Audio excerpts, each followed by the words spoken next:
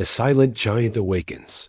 The Zarian Empire had ruled the galaxy for 8,000 years. Their ships were living organisms, grown rather than built, with hulls that could regenerate damage and weapons that fed on stellar energy. Every species they encountered followed the same pattern: initial resistance, inevitable submission, and integration into their vast galactic hierarchy. The process was so predictable that Imperial Survey Commander Vexthul barely paid attention to the reports about the latest discovery. In a remote spiral arm, the species called themselves humans. They inhabited a small blue world orbiting a yellow star, had recently developed faster than light travel, and showed all the typical signs of a primitive Type 1 civilization. According to the survey data, they possessed basic fusion technology, simple plasma weapons, and had established colonies on exactly 7 worlds. Their largest ship measured barely 300 meters in length. Vexthul reviewed the data while his bioship, the Consuming Darkness, approached the human home system. His vessel was a masterpiece of Zerion engineering, 2 kilometers of living metal and organic weaponry that could devour entire fleets. Behind him followed 50 more ships of the Imperial Survey Fleet, more than enough firepower to convince any reasonable species to accept Imperial rule. The humans would receive the standard offer: join the Empire willingly and maintain some degree of autonomy, or resist and face complete subjugation. In 8,000 years, only 3 species had chosen resistance. None had survived the experience dot as the Imperial fleet dropped out of hyperspace at the edge of the solar system. Vexthul expected to see the usual signs of panic: evacuation ships fleeing inner worlds, military vessels scrambling to form defensive lines, desperate transmissions begging for mercy. Instead, he found something unprecedented: complete silence. The human colonies continued their normal activities. Cargo ships moved between worlds on regular schedules. Even their military vessels maintained standard patrol patterns, as if the arrival of an Imperial fleet was nothing more than mildly interesting. Communications Officer Vexthul commanded, his voice carrying the authority of countless successful conquests. Transmit the Imperial Declaration on all frequencies. The message went out in mathematical language that any spacefaring species could understand. By decree of his eternal magnificence, Emperor Zethkar the Undying, you are commanded to submit to Imperial authority. Prepare for integration into the Zarian Empire. Compliance ensures your survival. Resistance ensures your extinction. The response came within minutes, broadcast from Earth itself. The translation circuits rendered it in perfect Zarian. Thank you for your message. We decline your generous offer. Please leave our territory immediately, or we will be forced to defend ourselves. Vexthul stared at the communication display. In 8,000 years of expansion, no species had ever politely declined Imperial rule. The audacity was almost amusing. Sir, his tactical officer reported, long-range sensors detect a massive object emerging from behind Earth's moon. Configuration unknown. It's enormous. The main display shifted to show Earth's natural satellite. At first, nothing seemed unusual. Then something moved in the moon's shadow, and Vexthul felt his confidence waver for the first time in centuries. The human vessel that emerged defied every principle of starship construction the Empire had encountered. It was not grown like Zerian ships, nor crystallized like Vel-Terran vessels, nor forged like the crude metal ships of primitive species. This was something entirely different. The used Prometheus measured 12 kilometers from bow to stern and 4 kilometers at its widest point. Its hull was matte black, absorbing light rather than reflecting it, covered in geometric patterns that seemed to shift and change as sensors tried to analyze them. Massive weapons emplacements dotted every surface, but they were unlike anything in Imperial databases. Where Zarian ships curved and flowed like living things, the human Dreadnought was all sharp angles and brutal efficiency. Impossible, Vexthul whispered. How did a primitive species construct something of that magnitude? His science officer, a being whose crystalline form processed data faster than any organic mind, provided readings that made no sense. Commander, the vessel appears to be generating its own gravitational field. Internal structure suggests multiple rotating sections. I'm detecting energy signatures that don't match any known technology. Power levels? Comparable to a small star. Vexthal had conquered 47 species. He had faced desperate last stands, suicidal charges, and the fury of dying civilizations. He had never felt afraid. Until now. All ships, attack formation, he ordered. Target the human vessel. Concentrated fire on its forward sections. Asterisk 50 Imperial bioships turned their weapons toward the Prometheus. Plasma cannons that could boil oceans charged to full power. Gravity weapons that could crush planets locked onto the human Dreadnought. Viral torpedoes designed to corrupt enemy computer systems prepared to launch. Fire. The void erupted in destruction. Energy beams that had shattered moon-sized asteroids converged on the human ship. Weapons that had ended civilizations unleashed their fury against the strange black vessel. The Prometheus absorbed it all. A shimmering barrier of energy surrounded the Dreadnought, rippling where the Imperial weapons struck, but never failing. A concentrated firepower of 50 warships, enough to sterilize a planet, scattered harmlessly against the human shields. Report. Vexthal demanded. No damage to target, his tactical officer replied, voice shaking. Their defensive grid is operating at 98% efficiency. Our weapons are having no measurable effect. That's impossible. Nothing can withstand that level of firepower. The human vessel is charging weapons, the science officer announced. Energy buildup is... Commander, they're targeting all our ships simultaneously. The Prometheus revealed its true nature. Ports along its hull, open to expose weapon systems that operated on principles the Empire couldn't comprehend. These weren't energy weapons or kinetic projectiles. They were something far more sophisticated. Quantum disruption cannons that could unmake matter at the subatomic level. 24 beams of pure annihilation lanced out from the human Dreadnought. Each beam found a target with mathematical precision. Imperial bioships that had served the Empire for centuries simply ceased to exist. Their molecular bonds severed in an instant. Half of Vexthal's fleet died in the first volley. Evasive maneuvers. He screamed. All ships scatter. The surviving Imperial vessels broke formation, their living hulls writhing as they attempted to escape. But the human weapons tracked them with inhuman accuracy. Another volley erupted from the Prometheus, and 10 more ships vanished into clouds of dissociated atoms. Return fire. Everything we have. The remaining Imperial ships unleashed their most devastating weapons. Bioplasma that could eat through any known material. Temporal distortion missiles that aged their targets to dust. Dimensional rifters that banished enemy vessels to empty space between universes.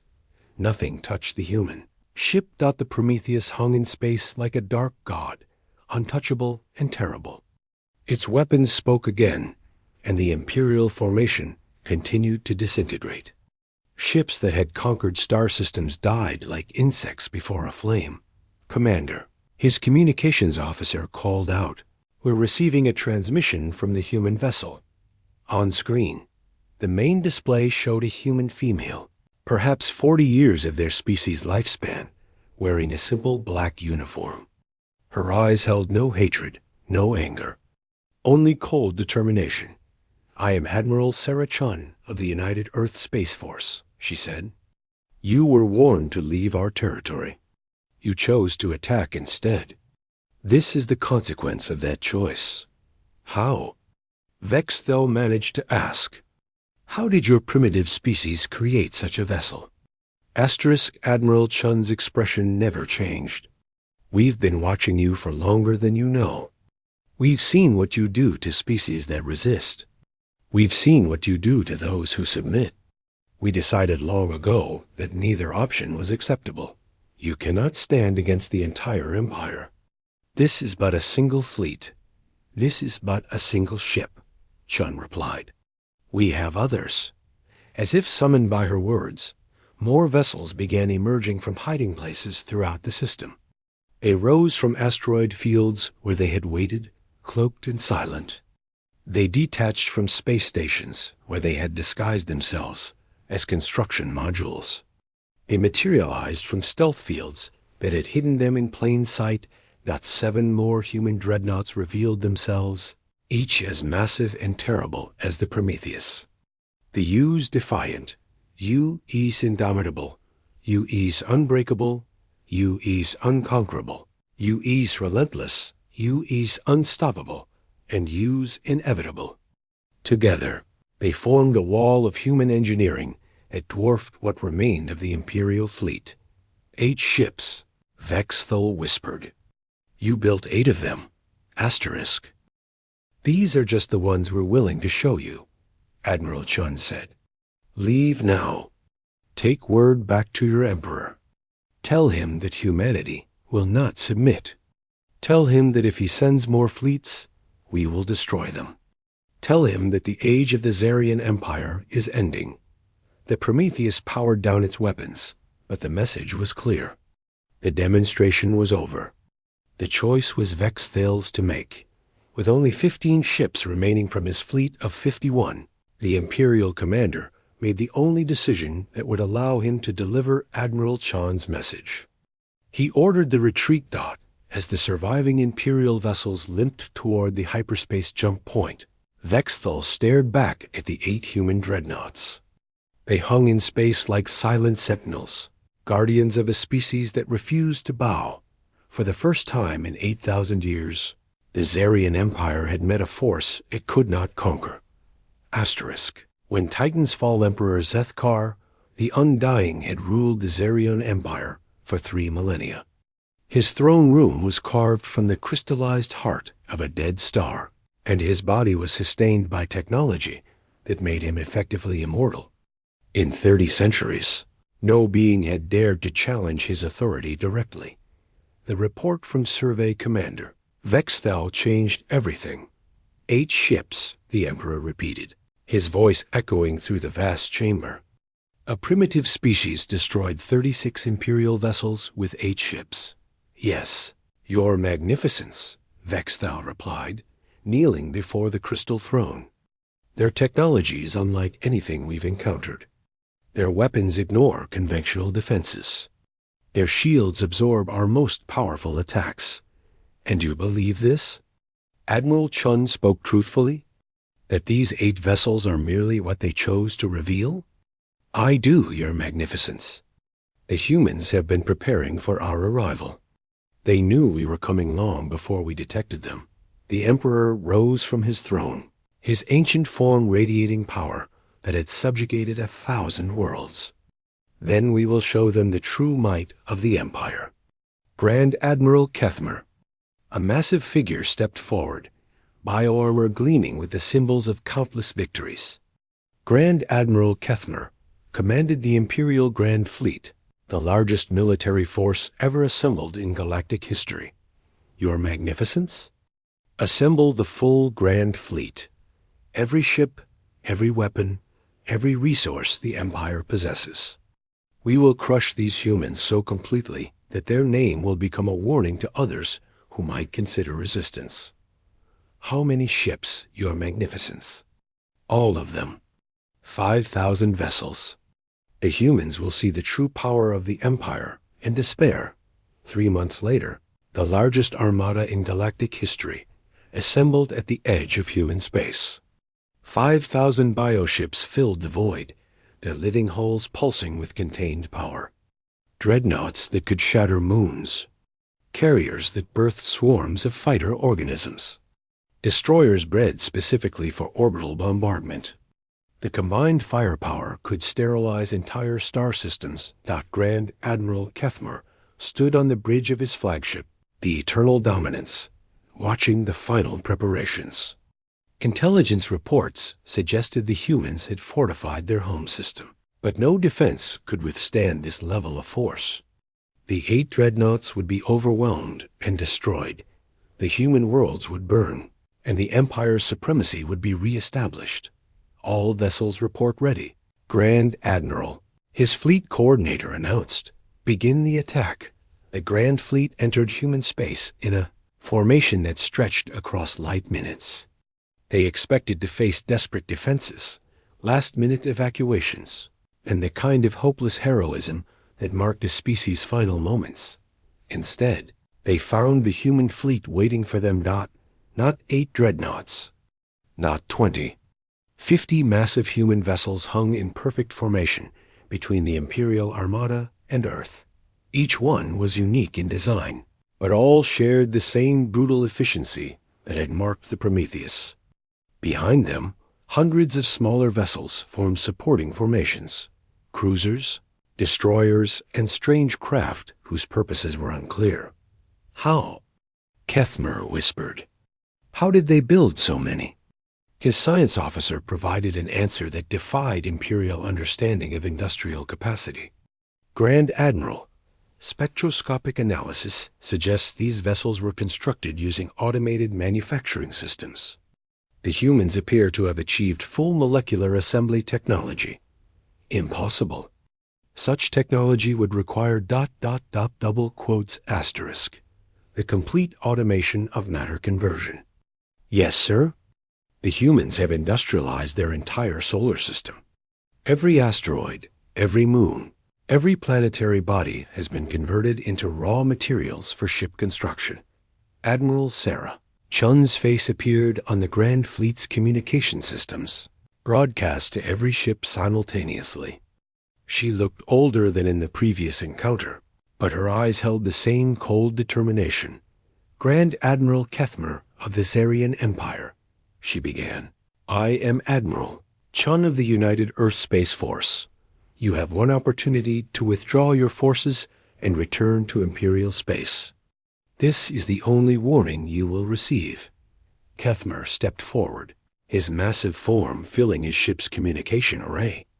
"I am Grand Admiral Kethmer, destroyer of the Vel-Taran Resistance, crusher of the Zarvok Rebellion. I command 5,000 of the Empire's finest vessels. Your 50 ships cannot stand against such force." "Grand Admiral," Chun replied, "you're making the same mistake your predecessor made. You're assuming we're showing you everything we have." Space around the human fleet began to shimmer. Stealth fields deactivated throughout the system, revealing the true scope of human preparation. Hundreds more vessels materialized from concealment. Orbital platforms armed with weapons that dwarfed anything on the ships themselves. Defensive satellites that turned the entire inner system into a fortress. But the most shocking revelation came when Admiral Chun activated a system-wide display, showing the disposition of human forces throughout their territory. Every human colony had been similarly fortified. Every world bristled with dreadnoughts and defense platforms. The humans hadn't just prepared Earth. They had turned their entire civilization into a military powerhouse. "You wanted to see the true might of humanity," Sean said. "This is it. 200 dreadnoughts, 1,000 support vessels, defensive networks that span 7 star systems. All of it built in the time since your first scout ships found us." "Impossible," Kethmer repeated. "No species can industrialize that quickly.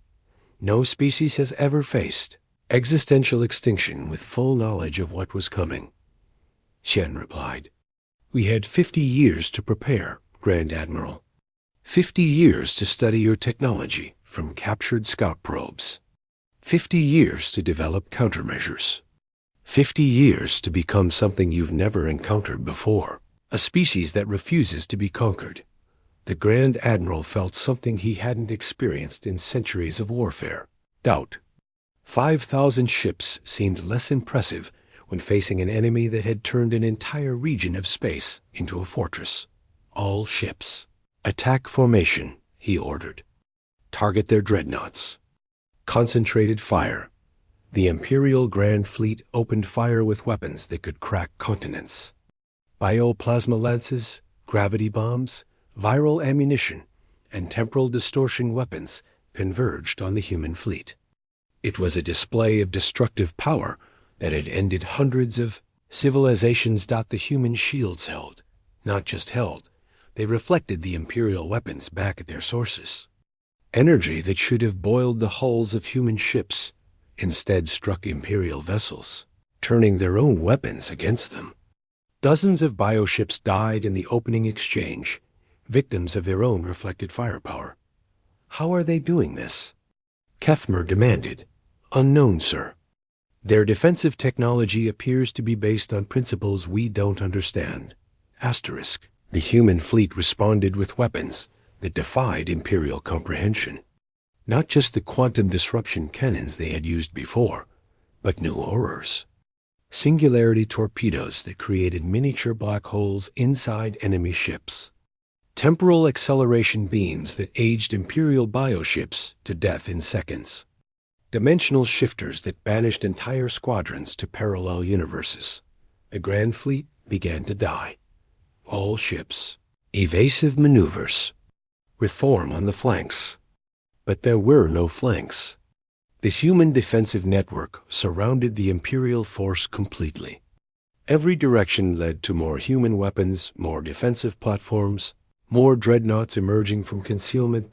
As the battle raged, something unprecedented happened.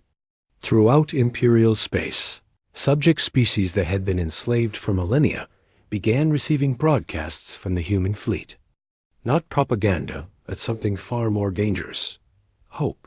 The Vel-Terrans, who had been crushed 3 centuries ago, saw human weapons destroying their oppressors. The Zorvek, reduced to slavery after their failed rebellion, witnessed Imperial ships fleeing before human guns. 100 conquered species watched the impossible. The Zerion Empire in retreat. Rebellions erupted across Imperial space. Ships that had served the Empire for generations turned their weapons on their controllers. Colonies that had submitted out of fear rose in defiance. The carefully constructed hierarchy of Imperial rule began to collapse as subject species realized that resistance was possible. Grand Admiral, his communications officer, reported, "We're receiving reports of rebellions in 17 sectors. Imperial forces are requesting immediate reinforcement." Reinforcement? Kethmer looked at his tactical display. Of the 5,000 ships that had entered human space, fewer than 3,000 remained operational. The others had been destroyed, crippled, or captured by human forces. "We need reinforcement ourselves." Admiral Chun's voice cut through the chaos of battle. "Grand Admiral, you have a choice. Continue this futile attack and watch your remaining ships die, or withdraw and deal with the revolution that's spreading through your empire." Kethmer stared at the human admiral. This primitive species had done something no civilization in 8,000 years had managed. They had broken the Empire's aura of invincibility. "This is not over, Admiral Chun." "No," she agreed. "It's not. But it's the beginning of the end. Your subject species have seen Imperial ships destroyed. They've witnessed your defeat. The word is spreading across the galaxy that the Empire can be beaten. You think you've won?" "I think we've survived," Chun replied.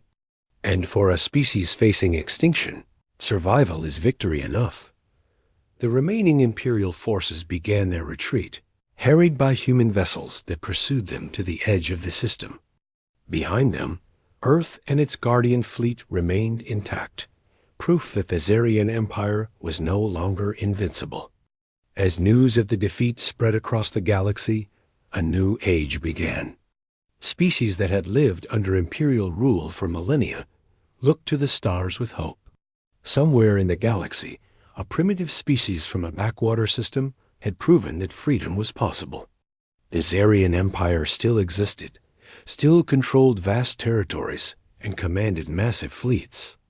But its greatest weapon, the belief that resistance was futile, had been shattered by humanity's dreadnoughts. Admiral Sarah Chun stood on the bridge of the Prometheus, watching the last Imperial ships vanish into hyperspace. Around her, the human fleet maintained its vigilant watch. They had won this battle, but the war for galactic freedom was just beginning. In the depths of space, other species were building their own dreadnoughts, their own hopes for liberation. The humans had shown the way. Now it was up to the rest of the galaxy to walk the path to freedom. The age of the Zarian Empire was ending. The age of galactic liberation had begun. And humanity, once again, had proven that they would never, ever surrender. Asterisk.